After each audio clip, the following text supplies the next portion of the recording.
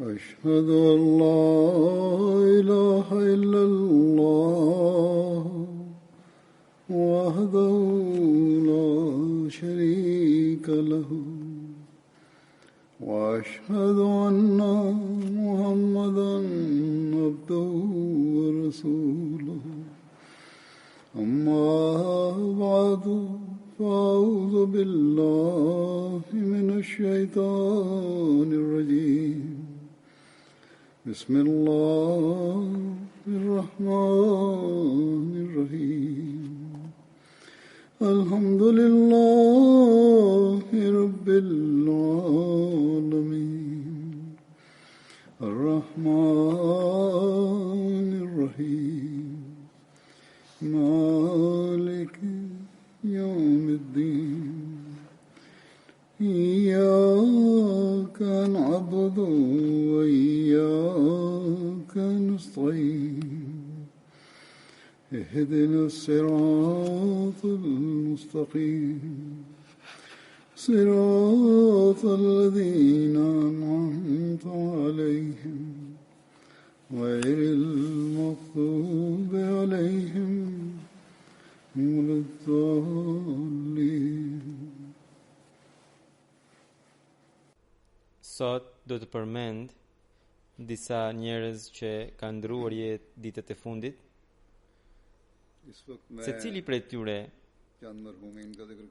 kishte një profesion të ndryshëm, kishte angazhime të ndryshme, vinin nga shkolla të ndryshme, por kanë pasur një gjë të përbashkët, që besimit i jepnin përparësi mbi botën dhe sipas mundësive të tyre arritën t'i plotësonin kushtet e bejtit që kishin bërë me Mesihun e premtuar alayhi salatu wassalam. Kishin lidhje besnikërie me kalifatin Ahmedia në mënyrë të përsosur. Përmbushnin detyrimet që kishin ndaj njerëzimit dhe provonin se Islami,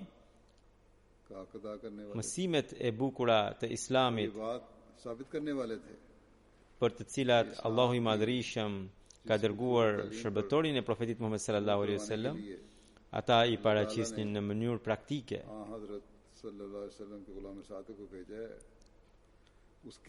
Pra, si që thash, kjo ishte një gjë e përbashkët, nuk ishte vetëm një gjë, por një koleksion gjërash.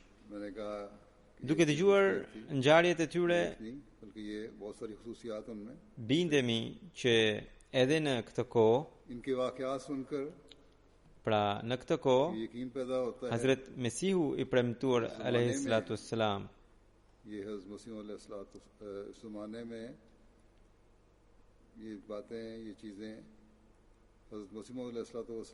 është ai që duke u lidhur me të cilin ne mund të arrijmë të realizojmë këto gjëra.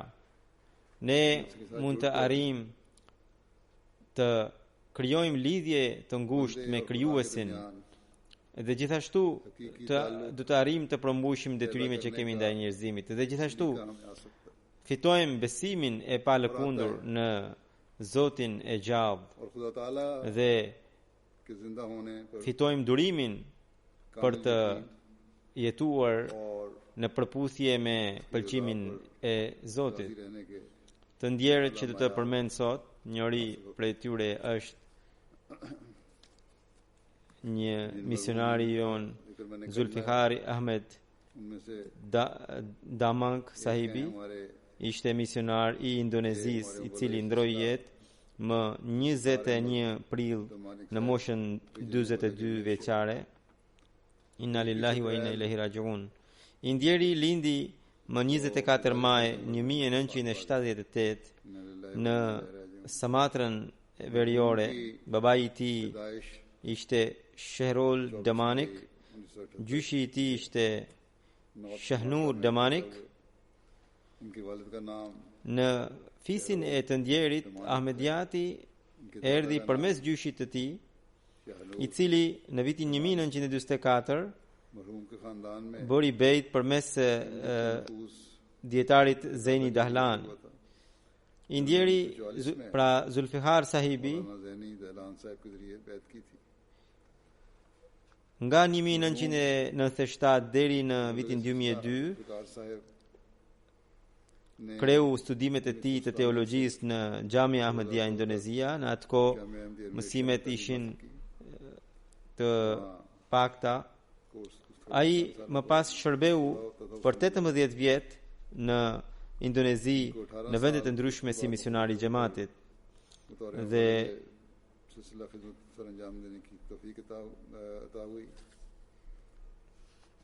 ai ka lënë pas bashorten Maryam Siddiqa Saheben dhe përveç saj 4 fëmijë: Jazib, Aisha, Khawla, Khaira, Fatima dhe Khaira Nasir,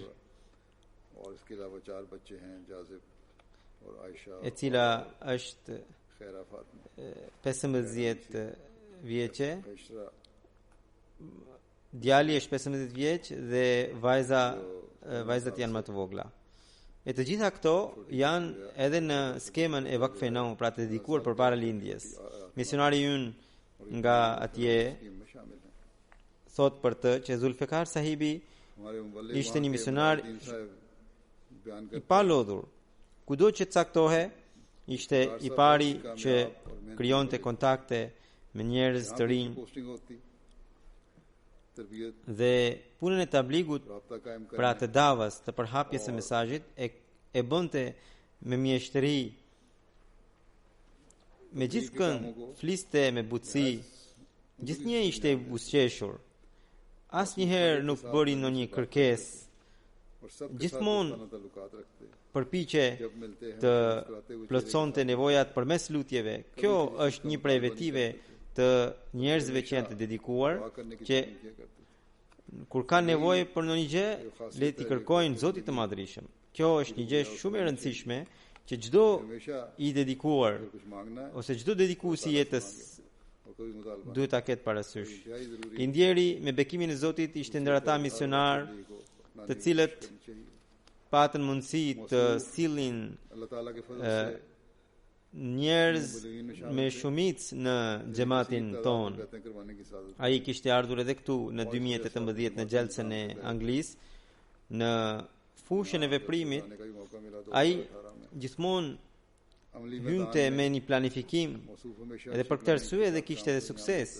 Asif Moin Sahibi, misionari atje, thotë që ai ka pasur shumë veti, ishte shumë i drejtë, shumë i sinqert, i bindur ndaj sistemit të xhamatit. Edhe gjatë sëmundjes shërbente xhamatit, i jepte përparësi angazhimeve të xhamatit. Kur i ndjeri shërbente si misionar në Suba Ruja, Asif Sahibi thotë se unë shkova atje. Asif Sahibi thotë që pata mundësinë të shërbeja duke qenë nën komandën e tij dhe ai me shumë mjeshtëri e organizonte punën që me të cilën ishte ngarkuar. Pati mundësinë të takonte shpesh edhe me krerët e shtetit, me profesorët e universiteteve dhe gjithashtu ai arriti të krijonte kontakt me edhe gjeneratat e humbura. Në një vend ku shumë herët ahmedianët kishin pranuar xhamatin, pra lost gjenerata e humbur, ata thonë atje, do më thënë, ata që e kishin pranuar xhamatin dhe mirë po nuk ishin në kontakt. Dhe për këtë arsyeja ishte që nga që ishin në ishuj të ndryshëm dhe i ndjeri pavarësisht se ishte i sëmur, udhëtonte në për ishuj të ndryshëm edhe krijonte kontakte me ta dhe i gjente përsëri ata. Edhe kështu 4 fise erdhën në në antarësimin në Xhamatin Musliman Ahmedia. Indjeri ishte me dializë, por prapë mori pjesë në një aktivitet të xhamatit dhe një antar i xhamatit e pyeti pse keni ardhur në këtë gjendje. Ai tha se që derisa kam jetë do të përpiqem të jem në çdo aktivitet të xhamatit, pavarësisht se jam sumur, por dëshiroj që gjithmonë të jemi angazhuar në shërbimet ndaj besimit. Ky është ai pasion që çdo i dedikuar në xhamat duhet ta ketë, e jo të ankohet për gjërat e vogla. Po kështu Muzaffar Sahibi, që është misionar atje, shkruan që unë kam pasur 7 vjet të jetoj me të në xhamia në gjatë studimeve dhe herën e fundit takova në Kadian, sepse udhëtova me të në Kadian ndoshta këtë vit apo vitin e kaluar. Para se të shkonte në Kadian, indjeri ishte shumë i sëmur edhe ai lute që o Zot më jep jetë që unë të shkoj në Kadian. Ai thoshte se Zoti i dha mundësi të bënte edhe umre në Qabe dhe takoi edhe kalifin e kohës në gjelsen e Anglisë. Tani kishte dëshirë të vizitonte edhe Kadianin, kështu që Zoti ja plotsoi dëshirën dhe ai e vizitoi Kadian në atë gjendje që ishte. Në këtë vit nuk u zhvillua gjelsa, por nga që disa indonezian kishin mbërritur deri atëherë, njëri prej tyre ishte edhe ai dhe pati mundësinë të bënte shumë ibadet aty. Për shkak të kohës, për shkak të motit u sëmur shumë dhe më pas u rikthye në Indonezi.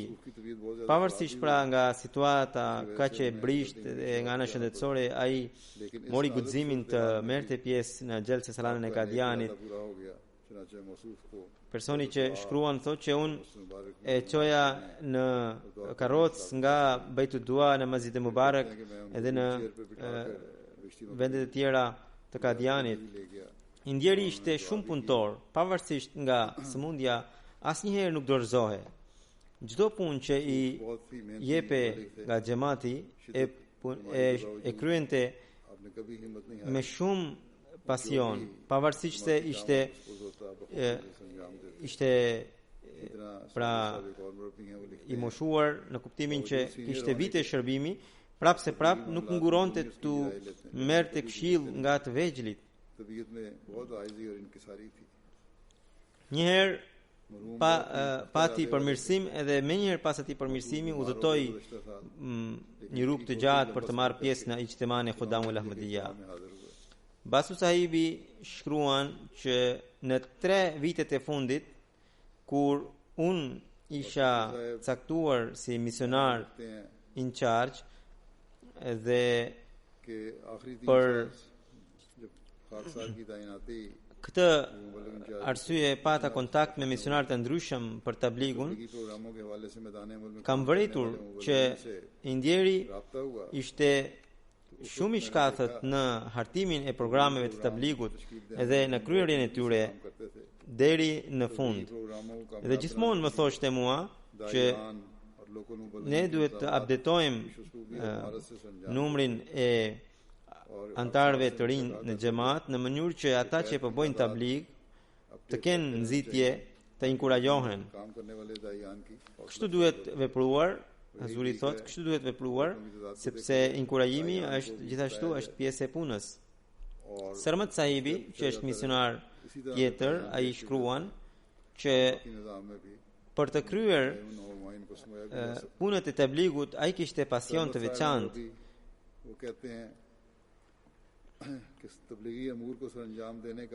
Kur ne po bënim planifikime për të bërë tablig në Sumatran veriore, ai diti të hartonte plane afatgjat dhe ne arritëm të bënim sipas atyre planeve tablig të suksesshëm. Pavarësisht se në mes patëm pengesa por në fund rezultati doli i shkëlqyer dhe shumë nga Ahmedian të rinj erdhën pikrisht nga ajo zonë. Ai gjithmonë thoshte se asnjëherë nuk duhet të dëshpërohesh. Puna jonë është që vetëm të bëjmë tabligh, të mbjellim. Ndoshta të korat do t'i ketë dikush tjetër pas nesh. Pra ishte shumë i vendosur në punët e tij. Allahu ja ngrit nivelet në xhenet. Ai e përmbushi betin e tij dhe gjithashtu edhe betimin e dedikimit të tij në mënyrë të shkëlqyer. Allahu ja ngrit nivelet në xhenet. I mbrojt bashorten dhe fëmijët. I ndjeri i dytë që të përmend sot është Dr. Pir Muhammad Naqiuddin Sahibi, që ishte nga Islamabad i Pakistanit, i cili ndroi jetë më 18 prill. Inna lillahi wa inna ilaihi rajiun. Një javë ose 10 ditë përpara se të ndronte jetë, ai pati pra u infektua nga koronavirus, pati shenja të virusit, u shtrua në spital. Fillimisht pati edhe përmirësim, por me 18 prill u përkeqësua dhe e shtruan në reanimacion aty deri në mbrëmje do të ndronte jetë. Ai la pas bashorten dhe një djalë edhe 4 vajza. Të gjithë janë të martuar edhe kanë shtëpi të tyre. Pir Muhammad Naqiuddin Sahibi, pra i ndjeri edhe nga gjyshrit nga babai, edhe nga gjyshrit nga nëna. Ata ishin sahabët e Hazrat Mesiut ibn Tulay sallallahu alaihi wasallam. Prejardhja e tij lidhet me Hazrat Sufi Ahmed Jan Sahibin. Gjyshi i tij Hazrat Pir Mazharul Haq Sahibi dhe gjyshi i tij edhe nga nëna Hazrat Master Nazir Hussain Sahibi, të dy ishin sahabët kryesor të Hazrat Mesiut ibn Tulay sallallahu alaihi wasallam. Hazrat Pir Mazharul Haq Sahibi ishte gjithashtu edhe koleg në shkollën e xhamatit, koleg me Hazrat Kalifin e dytë në shkollën e xhamatit gjatë studimeve. Nga Ludiana që në fëmijëri ata mërguan në Kadian ku ishte 6 muaj pra i ndjeri, që më pas erdhën në Pakistan. Ai ishte 1 vjeç në kohën kur u nda India nga Pakistani, ose kur u bë pra ndarja e Indisë dhe Pakistanit, dhe kështu 74 vjeç, domethënë ka ndruar jetë. Në vitin 1970 ai kreu MBBS, pra mjekësinë, dhe nga 75 deri 76 u vendos në Islamabad për të punuar, për të shërbyer në spitalin shtetëror këtu. Për një kohë të gjatë në Islamabad pati edhe klinikën e vet dhe që prej 2-3 vjetësh e kishte këtë klinikë dhe ishte shumë e suksesshme. Amiri i xhamatit të Islamabadit thotë që Dr. Abdul Bari Sahibi, pra thotë që Dr. Pir Muhammad Naqiuddin Sahibi nga 12 vitet e fundit ishte kadiu i pra xhamatit musliman Ahmediyya të Islamabadit. Vendimet e tij gjithnjë bazoheshin mbi Kur'anin dhe mbi sunetin e Profetit sallallahu alaihi wasallam.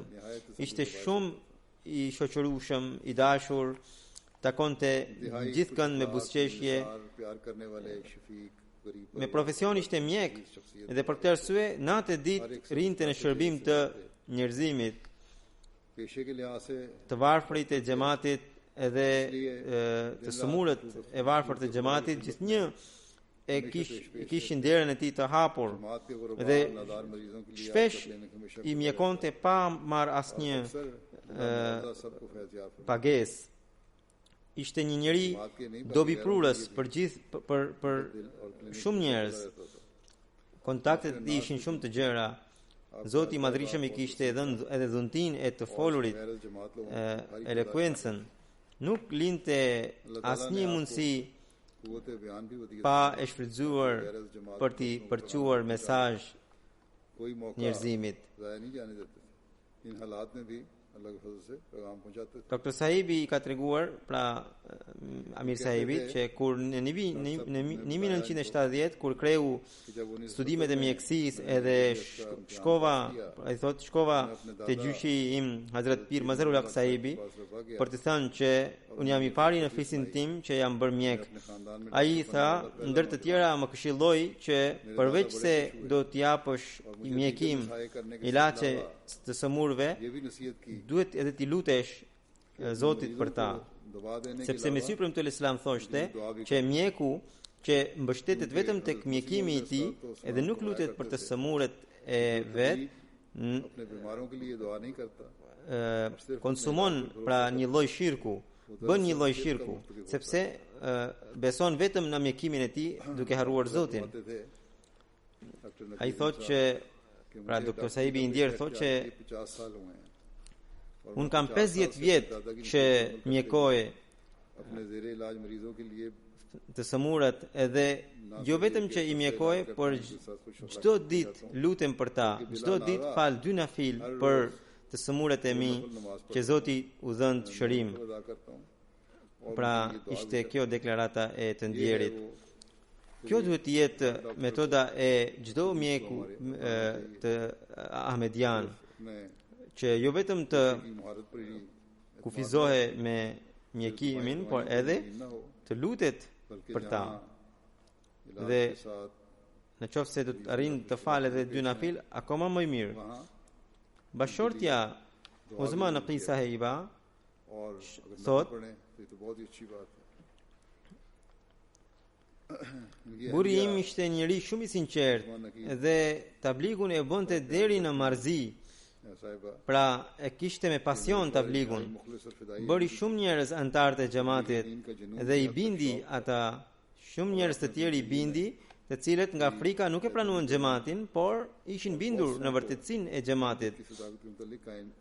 Për shkak të argumenteve që ai u jepte atyre. Më pas ajo thotë që sëmurët i mjekonte me shumë dashuri. Edhe për shkak të kësaj dashurie, pra edhe gruaja shkruan, çdo ditë falte 2 nafil vetëm për të sëmurët e vet. Edhe gjatë pandemisë shkonte në klinik duke thënë që të sëmurët e mi të mos shqetësohen, ndoshta kanë nevojë për mua. Dhe e la vetëm pasi pati shenja të COVID-19 dhe temperaturë.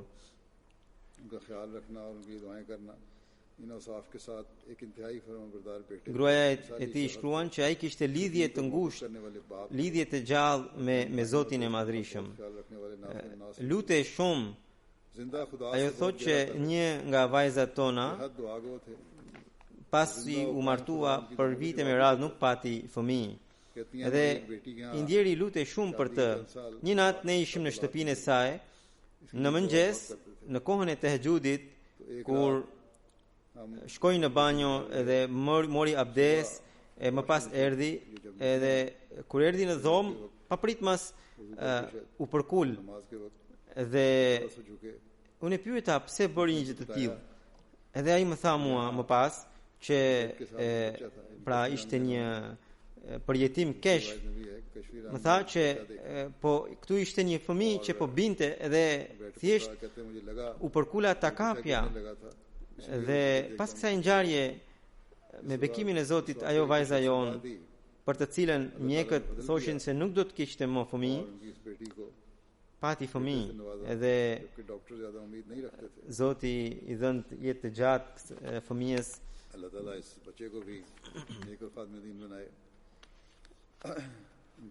Kunati i tij, pra një tjetër, pra burri i vajzës, pra dhëndri i tij, thotë që un kam parë që vjerri im ishte një njeri shumë shpirtëror.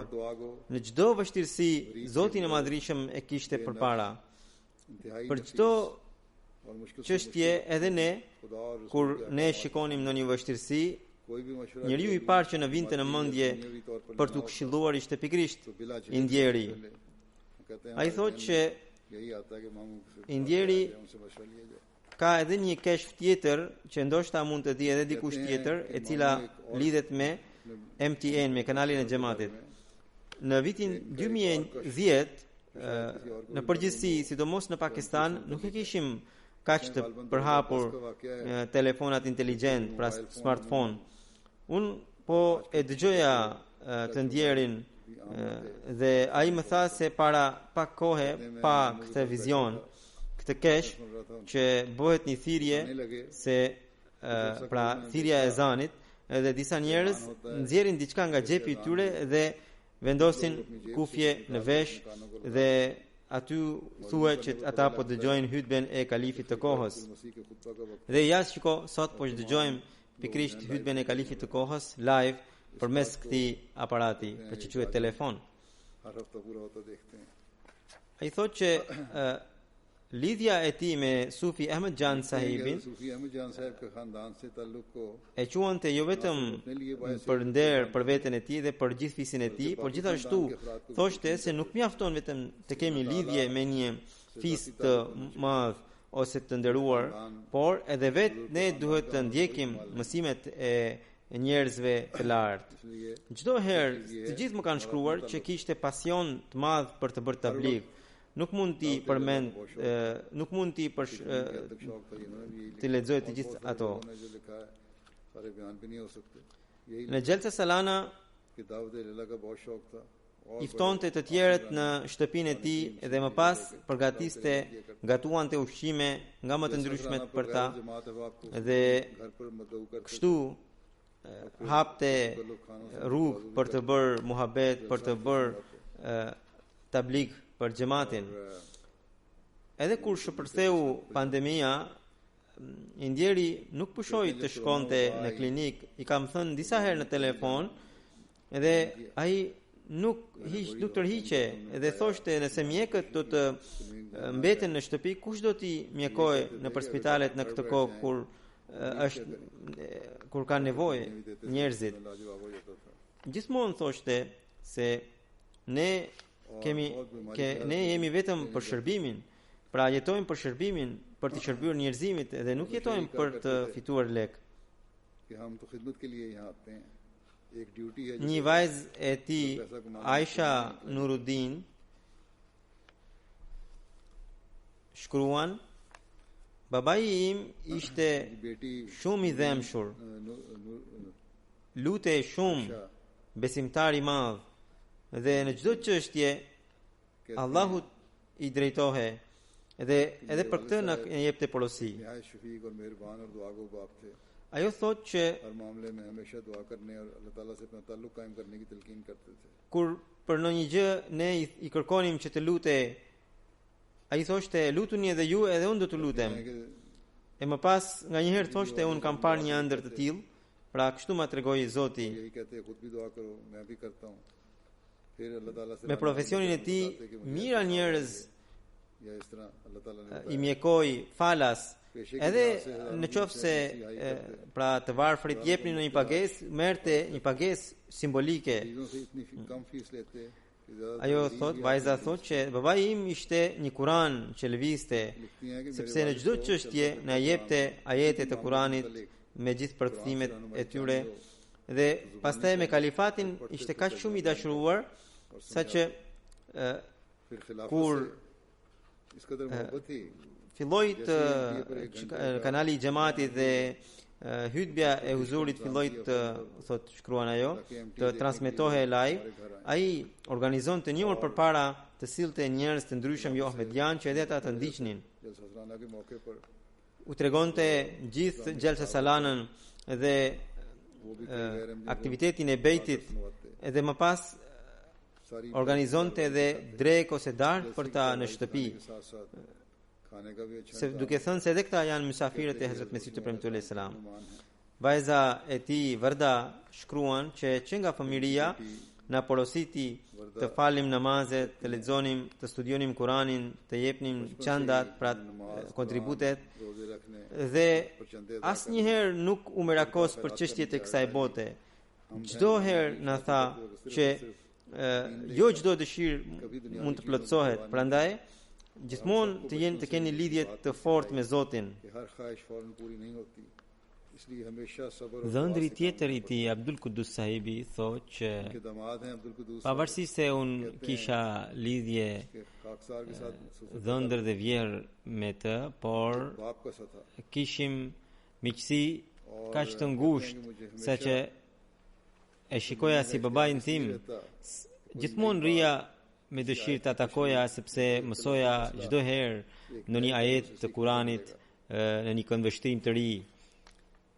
Në fillim kur u martova me gruan time, kisha shumë ngurim, pra nguroja shumë të shkoja në shtëpinë e saj, por i ndjeri krijoi një atmosferë kaq të këndshme sa që nuk kisha më këtë në një ngurim. Ai nuk kishte asnjë lidhje me çështjet e botës, me modën, me gjërat artificiale. E gjithë biseda e tij përqendrohej në Kur'an, në çështjet e besimit, në moralet, edhe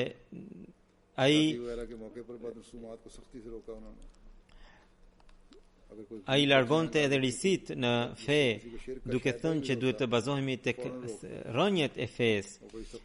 Vajza e tij Quratul Ain Hadia shkruan që babai im më porositi që asnjëherë nuk duhet të mbaja inat në zemër për dikë. Njerëzit e dhëndrit tim duhet t'i mbaja sikur njerëzit e mi. Më tha gjithashtu, thot vajza, nuk është diçka e madhe ti bësh mirësi dikujt që të ka bërë mirë. Më e rëndësishme është që ti bësh mirësi atij që të ka bërë keq. Ky është pikërisht mësimi i Islamit, edhe për këtë Hazrat Mesiu premtuar sallallahu alaihi wasallam në këtë kohë na ka porositur. Këto janë ato virtyte të cilat do të sjellin të tjerët drejt xhamatit.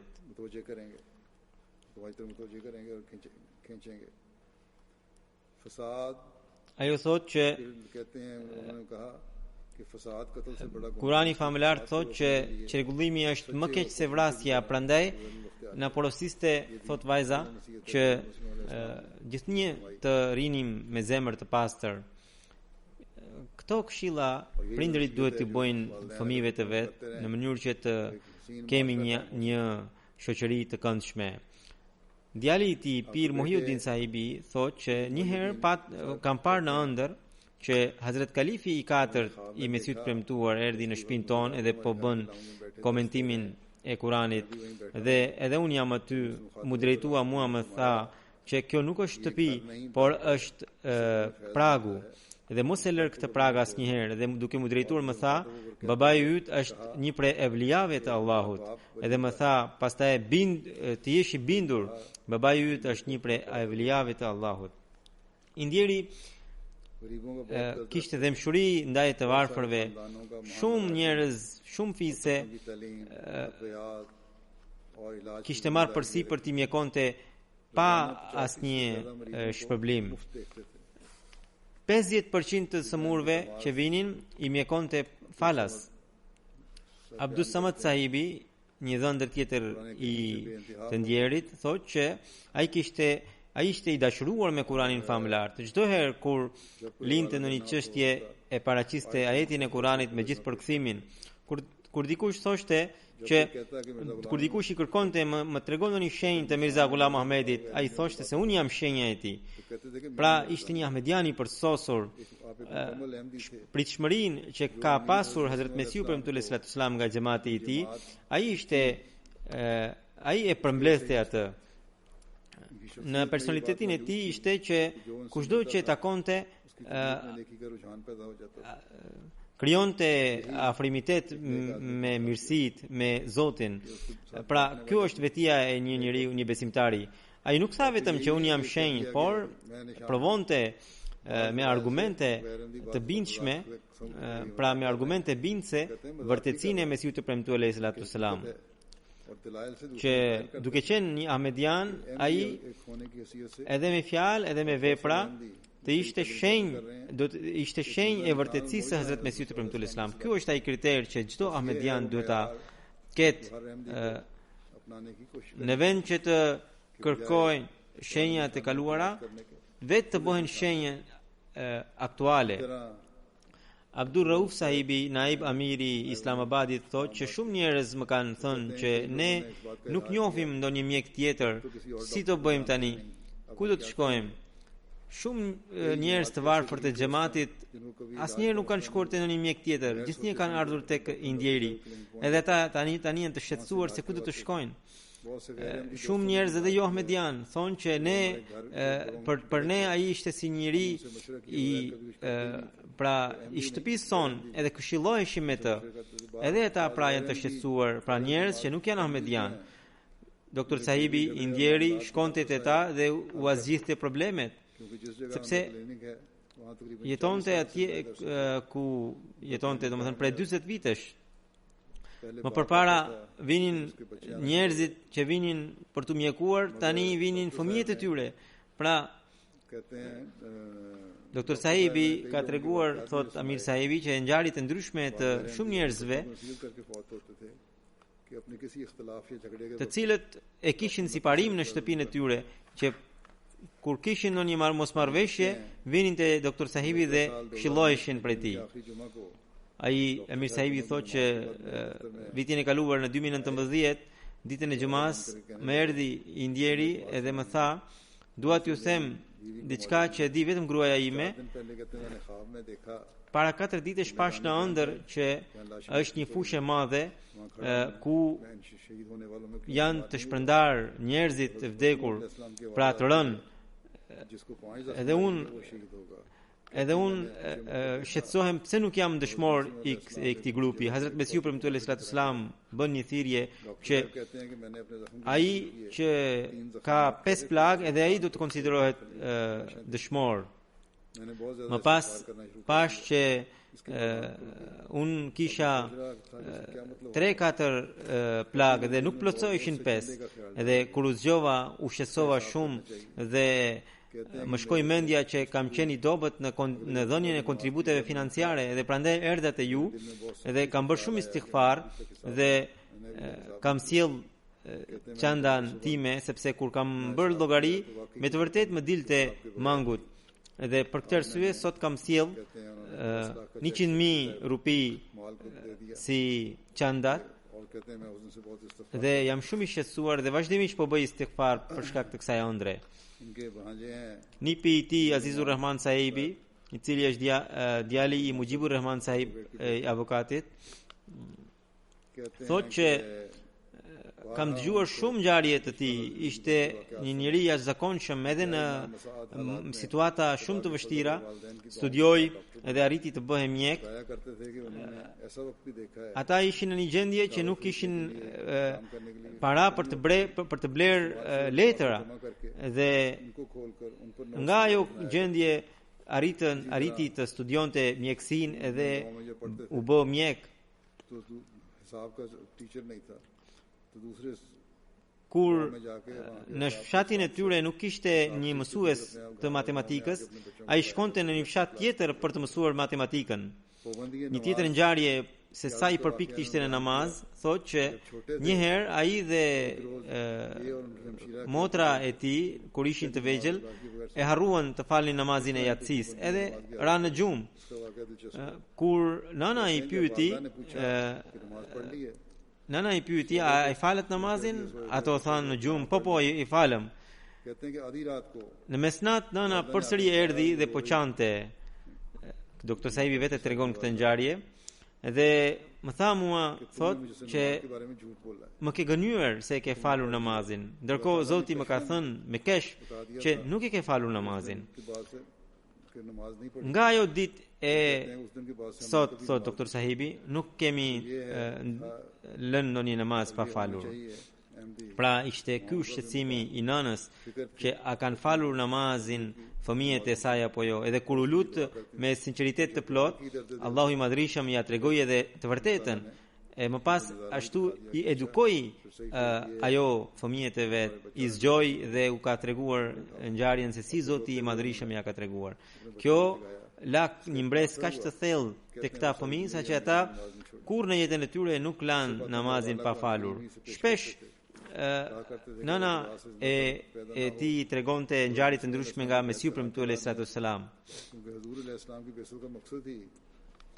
Po kështu doktor Ataur Rahman Sahibi, pra nipi i tij i të ndjerit, thotë që gjithnjë meditonte Kur'anin famëlart edhe kishte shumë njohuri. Shumë ajete të gjata i kishte mësuar përmendsh, pavarësisht nga vështirësitë në Pakistan. I ftonte edhe kundërshtarët më të përbetuar në shtëpi edhe u tregonte gjaltë salana e xhamatit. Shumë njerëz edhe në Pakistan u antarësuan në xhamat nga bejti nga tabligu i tij. Allahu ja ngrit nivelet në xhenet. Gjenazja ose i ndjerit i trej që do të përmend sot është Ghulam Mustafa Sahibi, i cili jetonte këtu në Londër prej shumë kohe, madje këtu në Tilford, ishte edhe punonjës punonjës vullnetar, pra që nuk merrte rrogë në zyrën private secretary në xhamat. Ai ndroi jetë më 25 prill në moshën 69 vjeçare, inna lillahi wa inna ilaihi rajiun. Ai bëri bejt në xhamat në gjatë kalifatit të tretë në vitin 1983. Në 86 erdhi në Londër. Ai kishte bërë shkollën shumë pak, pra arsim shumë të ulët. Megjithatë kishte njohuri të gjerë që kishte arritur vetëm me përpjekjet e veta, edhe në xhamat punoi shërbeu si një i dedikuar i plot. Edhe për shkak të zgjuarësisë së tij arriti të krijonte biznes. Pra ishte duar bosh kur erdhi, e Zoti e bekoi kaq shumë saqë arriti të krijonte pasuri. Dhe Zoti i Madhrishëm e bekoi pasurinë e tij, dhe të cilën ai shpenzoi edhe mes të varfërve edhe për xhamatin. Por si i dedikuar ai jetoi edhe më përpara, kështu ka qenë besoj, pra në kohën e kalifit të katërt, por edhe në kohën time, kur shërbente në zyrën tonë dhe kur donte të shkonte për një kohë të gjatë ose në ndonjë vend tjetër, merrte leje nga xhamati, pavarësisht se nuk ishte një punonjës le të themi me rrogë. Pra, pavarësisht se shërbente vullnetarisht, për çdo gjë kërkonte leje, sepse ai thoshte që unë nuk jam i dedikuar, por veten e quaj të dedikuar. Pra, me besnikëri të madhe, ai e përmbushi betimin që kishte bërë me vete dhe me Allahun e tij. Gjatë qëndrimit të tij në xhami, dikush në fillim i dërgoi të punonte në një hotel. Ai do të shërbente si kamerier, nuk i pëlqeu puna, edhe pas 2-3 ditësh e la punën. Edhe më pas mendoi që më mirë se kjo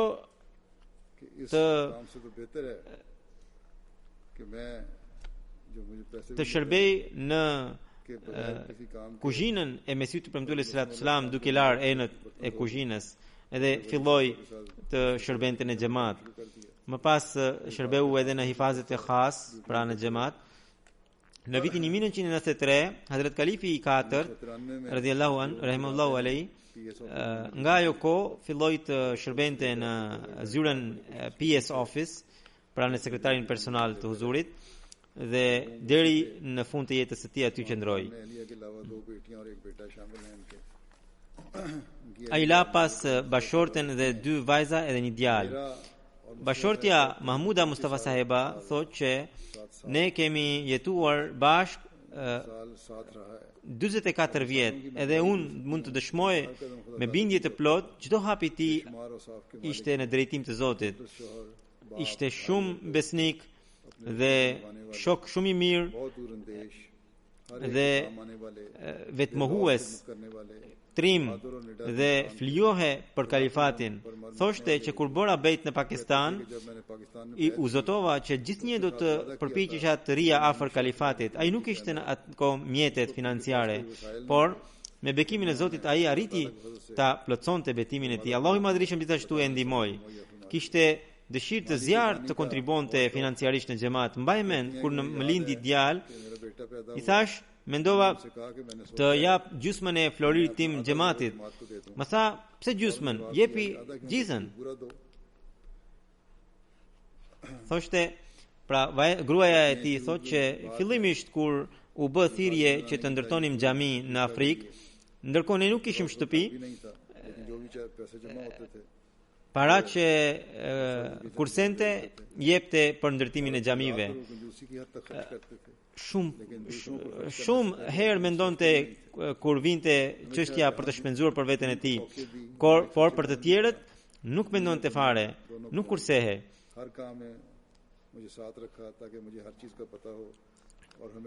Ajo thot që Mustafa sahibi ishte Ahmediani vetëm në fisin e tij. Kur ai bëri bejt, u zotua që nuk do të merrte trashëgimi as pak nga babai i tij dhe u lut që o Allah, nëse Mesiu yt është i vërtet, atëherë më jep mua nga ana jote dhe mos më bëj nevojtar të familjarëve të mi. Dhe Allahu i Madhërisht me të vërtetë ja plotësoi dëshirën dhe Allahu i Madhërisht në mënyra të ndryshme e ndihmoi. Pastaj në fshatin e tij ai ndërtoi edhe arriti të ndërtonte një xhami të madhe, duke thënë se ndonjëherë këta do të bëhen Ahmedian. Më pas vet i ndihmonte motra dhe vëllezërit e vet. Ai kishte besim të plot në lutjet e tij. Bashortja e tij shkruan, edhe më pas shkroi edhe shumë ngjarje. Vajza e tij, Saubia Mustafa, thotë që qëllimi i jetës së babait tim ishte vetëm dashuria ndaj Allahut dhe dashuria ndaj sistemit të kalifatit që ai ka, pra Allahu ka krijuar. Shpesh na tregonte se unë kisha bërë këtë dua që u plotësua në këtë formë. Përpiqe gjithmonë të merrte ndonjë bekim nga kalifi i kohës edhe atë pastaj ndante edhe me të tjerët pak nga pak, në mënyrë që edhe të tjerët të përfitonin nga ajo.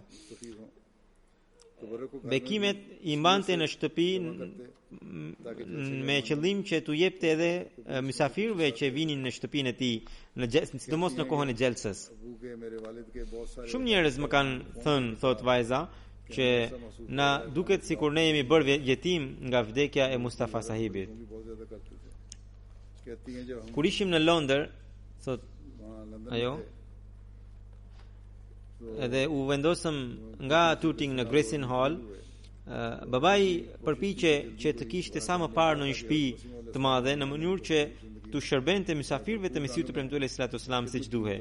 Gjithnjë thoshte, nëse duam të marrim shtëpi, duhet të marrim afër kalifatit. Pra afër vendit ku banon kalifi i kohës. Me shumë përulësi shërbente të tjerëve, shkonte tek të varfrit, i pyeste për problemet e tyre. Edhe në kohën e fundit gjatë sëmundjes, më tha, gjithnjë i lidhur me xhamatin, studioj Kur'anin dhe fal namazin rregullisht, Zoti do të ndihmoj ty. Vajza e madhe gjithashtu shkruan që pavarësisht se babai im vinte nga një fshat, nuk ishte shumë i arsimuar, por mendimet dhe idetë e tij ishin shumë të larta, të cilat e quan atë më përpara se sa shumë njerëz të shkolluar. Sot në këtë kohë ai pavarësisht se kishte shumë vajza, asnjëherë nuk i dalloi nga djemt dhe të gjithëve u dha të drejta të barabarta. Thotë që i arsimoi edhe djemt edhe vajzat në të njëjtën mënyrë. Megjithatë, Pavarësisht nga dashuria ndaj fëmijëve, ai nuk la asnjëherë pas dore detyrimet që ka ndaj Allahut dhe ndaj njerëzve të tjerë.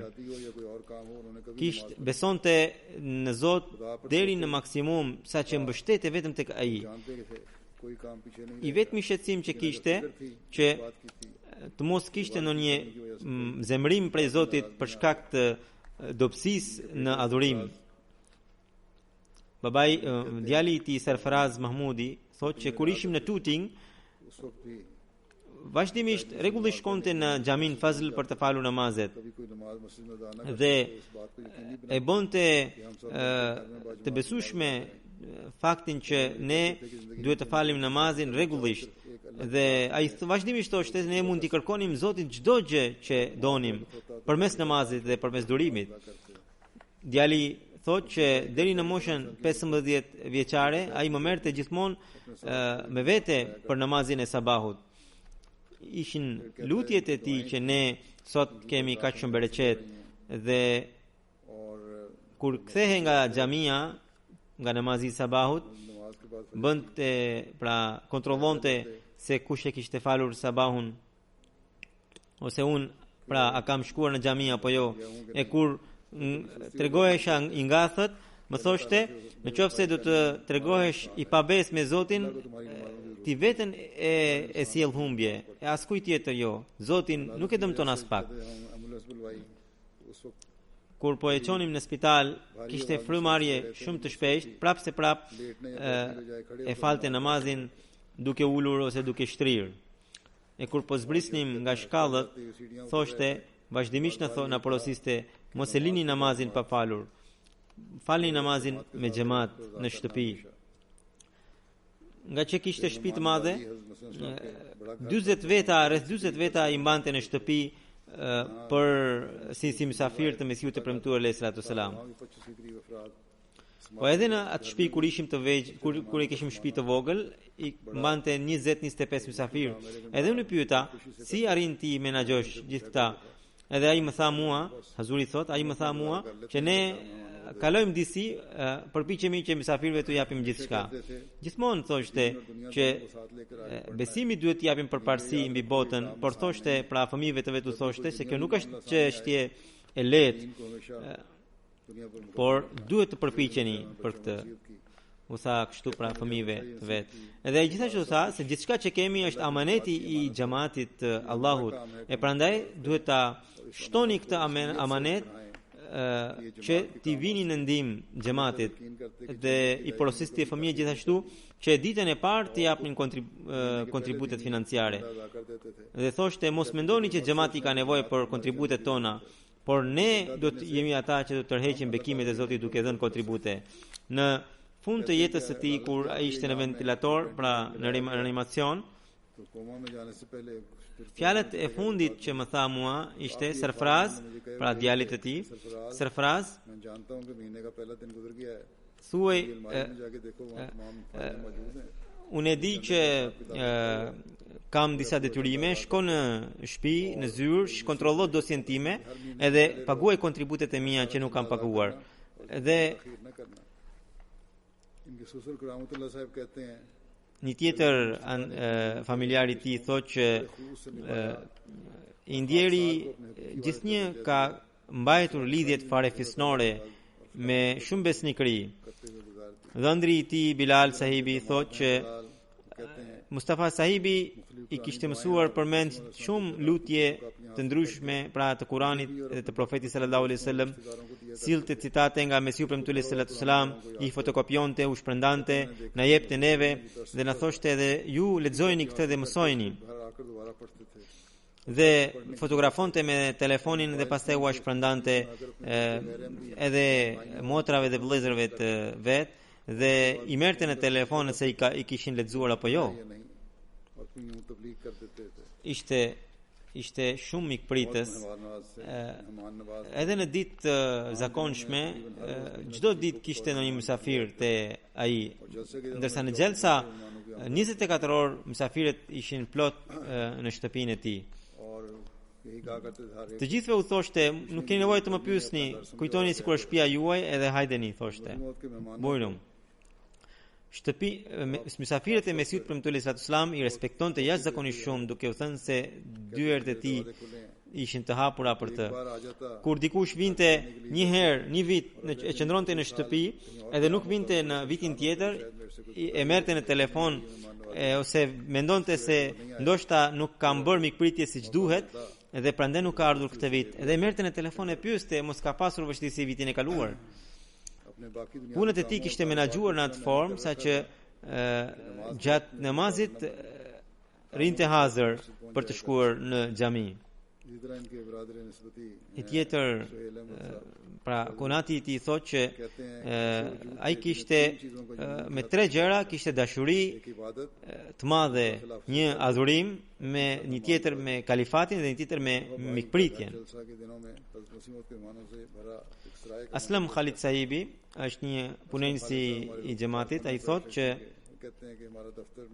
në zyrën ton ai vinte për ditë dhe e pam që ishte njëri trim dhe parakalonte në mirësi të tjerët, ishte I pashoq në kontributet financiare dhe gjithnjë rinte I gatshëm për të marrë punët edhe për të realizuar ato.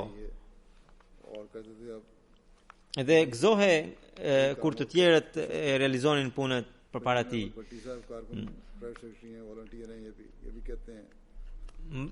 Mbase nga viti 1992 filloi të shërbente në këtë zyrë, thot. Kishim shumë pak njerëz në atë kohë, por I ndjeri në fjalë vinte në çdo kohë me përpikëri.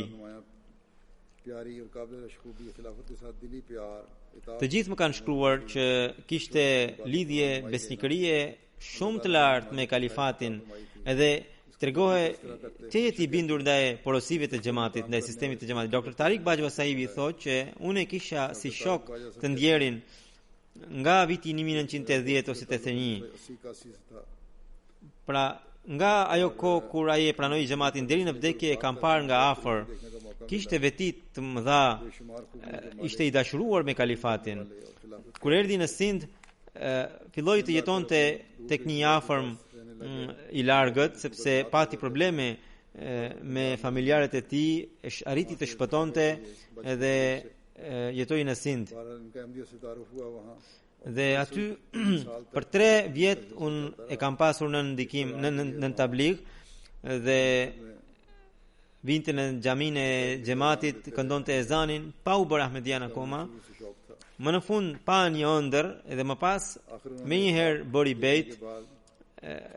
Në ëndër pa që në shtëpinë e tij erdhi kalifi I tretë I xhamatit dhe I buzëqeshur tha, unë kam nevojë për 2 djem. Dhe I drejtohet Selimit edhe këtij, pra Mustafa Sahibit të ndjerit, hajde ti edhe ti. Dhe duke u nisur nga kjo ëndër, ai e pranoi xhamatin dhe përparoi shumë në sinqeritet. Ka shumë bindje kishte arritur saqë thoshte që unë jam I mjaftueshëm edhe për hoxhallarët nëse më dalin përpara për të biseduar për xhamatin. Shumë herë bëri umre, Zoti I Madhrishëm I mundsoi edhe për të bërë haxh në vitin 2010. Në Kadian më përpara shkonte për të marrë në një, madje përpiqet të merrte në një shtëpi atje. E bleu e më pas ja dha xhamatit. Pra ja dhuroi xhamatit shtëpinë që kishte blerë. Dr. Ibrahim Nasir Sahibi që e mjekonte të ndjerin thotë që unë nuk e njoh nga shumë kohë, por pata mundësinë të kujdesesha në kohët e tij të fundit. Edhe kam parë që edhe në këtë kohë kaq të shkurtër ka disa gjëra që kam vënë re. Për shkak të sëmundjes nga coronavirus, ai rinte I kënaqur me pëlqimin e Zotit. Mbaj mend, erdha dhe I thash që mbase nuk do të shërohesh për shkak të kësaj sëmundjes. Ai tha, heshti së pari dhe tha, unë jam I kënaqur për atë që më ka caktuar Allahu. Nuk kishte asnjë shqetësim në fytyrë.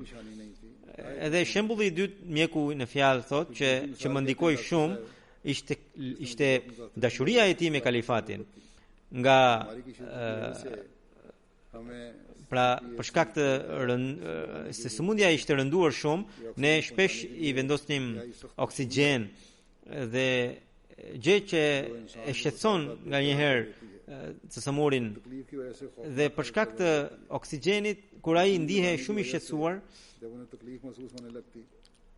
njerëzit e të shtëpisë së tij vinin dhe i thoshin që kalifi ju ka dërguar mesazh që bindju mjekëve, edhe në atë kohë menjëherë qetësohej edhe gjitha pra i lindë të lirë mjekët të vepronin si të donin, sikur ai të kishte gjetur qetësi të madhe nga porosia e kalifit. Dhe gjithashtu ilaçin e homeopatisë nuk e merrte sepse do të shërohe, por e merrte sepse ishte porosia e kalifit të kohës. Pra më la mbres të thellë, thot njeku në fjalë, besnikërinë që ai kishte ndaj kalifatit. Allahu ja ngrit nivelet në xhenet të gjithë ndjerëve dhe besnikërinë që ta kanë treguar ndaj besimit të Allahut dhe përpjekjen që ata kanë bërë për ta përmbushur bejtin e tyre, Allahu i Madhërisëm më shumë se sa kjo të tregojë dashuri ndaj tyre. Ashtu siç tha Hazrat Mesiu premtuar alayhi salatu wasalam, këta njerëz janë dëshmor. Allahu i ruajt fëmijët dhe pasardhësit e tyre dhe bëft që mirësitë e të njerëzve të rrjedhin edhe tek fëmijët. Allahu e bëft kështu. Allahu i bëft fëmijët, pasardhësit e tyre të jenë të lidhur me xhamatin, me Allahun e Madhërisëm në radh parë dhe me kalifatin. Dhe këta lutje që kanë bërë të plotësohen te fëmijët e tyre, te pasardhësit e tyre.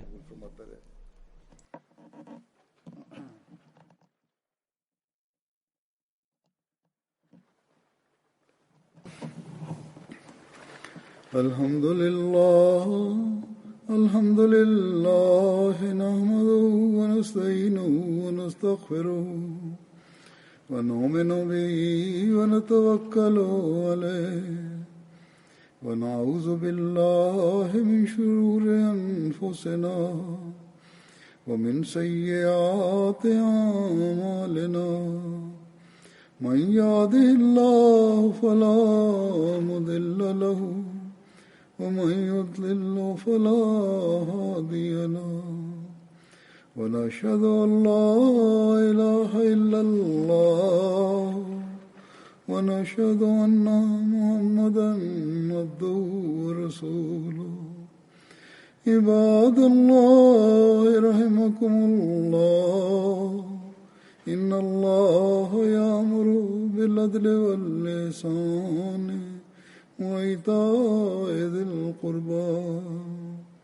وينهى عن الفحشاء والمنكر والبغي يعظكم لعلكم تذكرون اذكروا الله يذكركم وادعوه يستجب لكم ولذكر الله أكبر